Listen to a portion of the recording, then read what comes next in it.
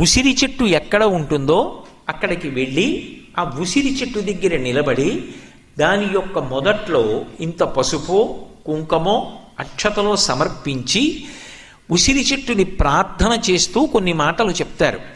ఇక్కడ మీరు ఒక విషయం గమనించాలి. యజుర్వేదంలో కూడా రుద్రాధ్యాయంలో ఒక మాట అంటారు, నమో వృక్షేభ్యో హరికేశాయోపవీతినే పుష్టానాం పతయే నమో నమో అంటారు.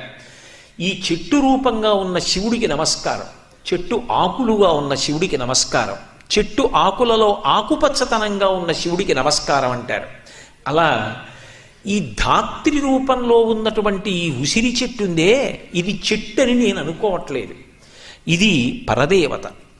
పరదేవత అయి ఈ కాలంలో ఎన్ని ఉపద్రవాలు వస్తాయో అన్ని ఉపద్రవాలకి విరుగుడు కూడా ఈ చెట్టులోంచి వస్తోంది. అంటే అమ్మవారే ఈ చెట్టు రూపంలో నిలబడి అనుగ్రహం